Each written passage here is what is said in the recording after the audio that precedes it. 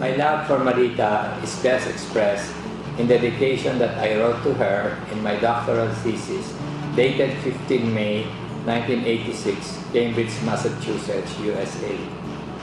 This thesis, like the love poems of my youth, drew its inspiration from Marita, my wife and my beloved. Her love and caring have brought me nothing but happiness. I dedicate this thesis as I have my life to her. I am often asked if I remember the love poems. In my old age, I do not. But I remember something better. Our love story, which I wrote in 1969, 45 years ago, when I was 25. I still have a copy. And so, children, listen as I tell you the story of how I met your mother.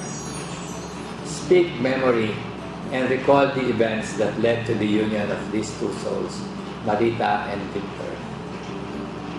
December 1967, Guagua, Pampanga. Josie, my sister and I had been invited to a dinner hosted by the Araulios, who were close family friends. The guest of honor was the parish priest of Guagua, the place, the Aralio residence in Santo Niño. I am an expatriate, a contributor to the brain drain from the province. I left Guagua at the age of 12 to study at the Ateneo. I am now working as Assistant Treasurer of Bangkok Development Corporation. During vacations, I go home to pay homage to my origins. One of the few obligations while in town was to act as chaperone for Josie to the extremely few social events in town. Along the way, we passed for two of my cousins, Charito and Tita. By Pampanga custom, dinner was served immediately after we arrived. My duties were not much. I was just supposed to eat my food and listen politely. The priest would provide the stories and the women would be depended upon to ask the breathless questions.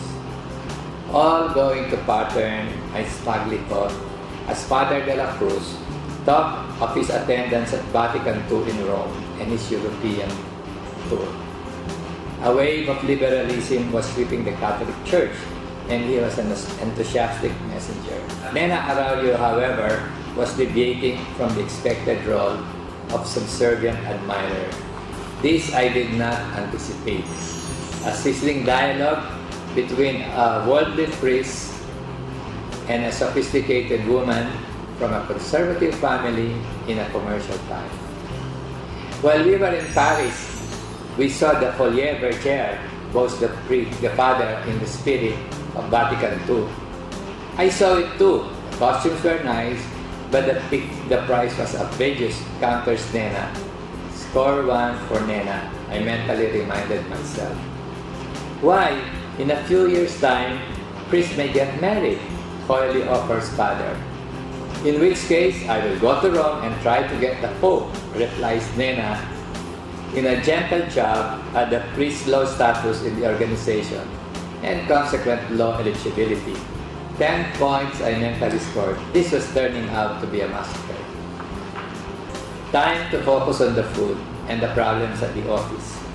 I didn't have to worry about Josie. People expect her to ask embarrassing questions. She hasn't so far.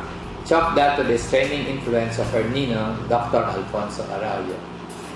For my protection, I have developed a reputation of being interested only in food.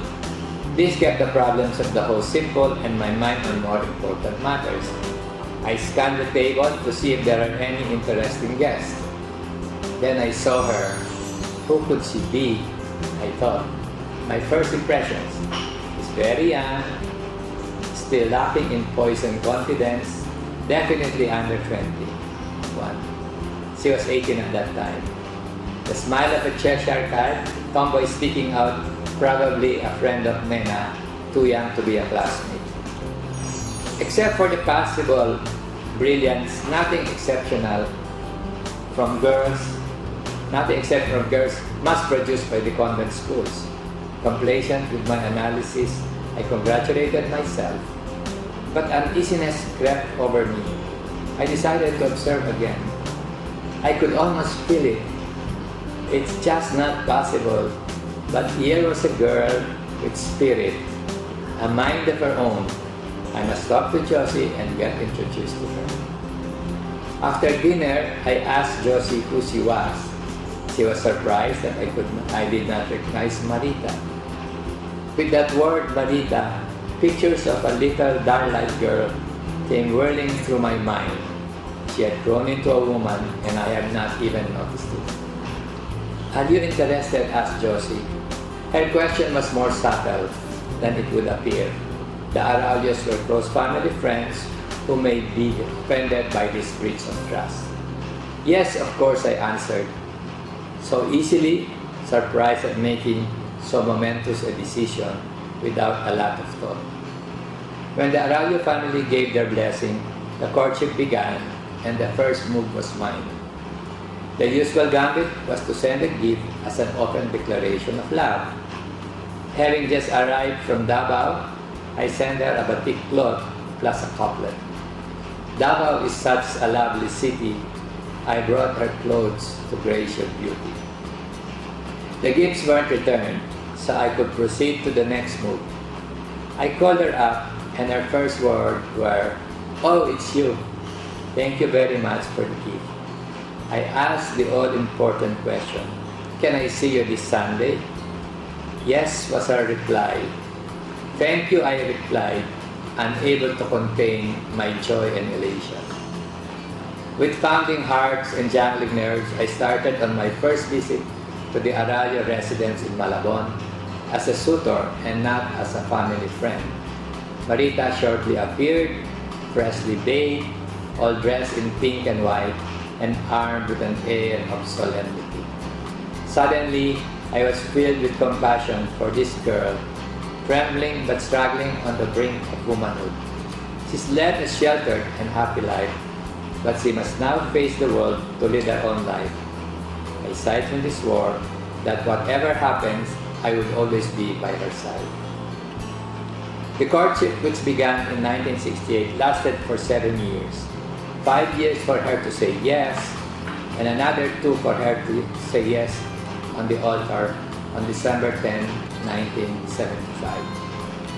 When telling friends of my experience and in this long courtship, I can best express the ensuing conversation in a song. Was the love you won worth the price you paid? Was the love you won worth the price you paid? With the love she gave, with the life we've led, with the love she gave, with the life we've led, who could ask for more? With Maritz by my side, my love and my life, who could ask for more? With Maritz by my side, my love and my life.